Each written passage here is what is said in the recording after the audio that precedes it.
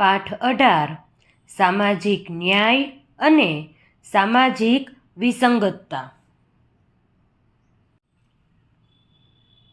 પ્રશ્ન 1, દર વર્ષે કયા દિવસે માનવ અધિકાર દિવસ તરીકે ઉજવવામાં આવે છે? દર વર્ષે કયા દિવસને માનવ અધિકાર દિવસ તરીકે ઉજવવામાં આવે છે? 10 ડિસેમ્બર। માનવ અધિકારોની ઘોષણા કોણે કરી હતી? UN। દર વર્ષે બાળ અધિકાર દિવસ કયા દિવસે ઉજવવામાં આવે છે? 20 નવેમ્બર। શાના અભાવને લીધે લોકો સમાજમાં મળતા લાભોથી વંચિત રહી જાય છે? શિક્ષણના અભાવના લીધે। દીપકભાઈ અને મહેશભાઈ કોલેજ કાળથી મિત્રો છે। દીપકભાઈ એક ઉદ્યોગપતિ છે અને મહેશભાઈ એક ખાનગી કંપનીમાં સામાન્ય વેતનથી નોકરી કરે છે। આ બંને મિત્રો વચ્ચે પ્રથમ નજરે કયા પ્રકારની અસમાનતા જોવા મળે છે? આવકના પ્રકારની।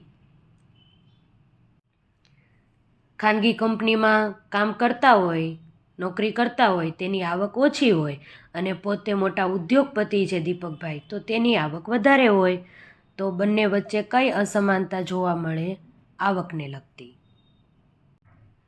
નીચેનામાંથી કયો વિકલ્પ ન્યાય સાથે સંબંધિત નથી? ફરજો।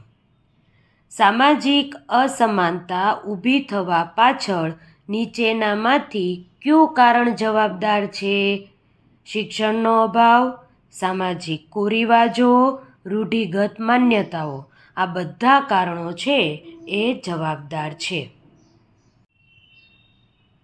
કયા વર્ગોને આત્મનિર્ભર બનાવવા વ્યવસાય માટે વ્યાજમુક્ત કે ઓછા વ્યાજથી લોન આપવામાં આવે છે?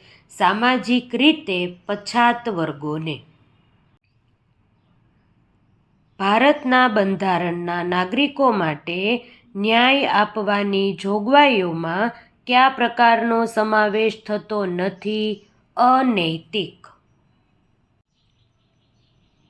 નીચેનામાંથી સંયુક્ત રાષ્ટ્રો દ્વારા આપવામાં આવેલ માનવ અધિકારોમાં કોનો સમાવેશ થાય છે? શિક્ષણ મેળવવાનો અધિકાર, સંપત્તિનો અધિકાર, અભિવ્યક્તિની સ્વતંત્રતાનો અધિકાર। આ તમામ અધિકારોનો સમાવેશ થાય છે।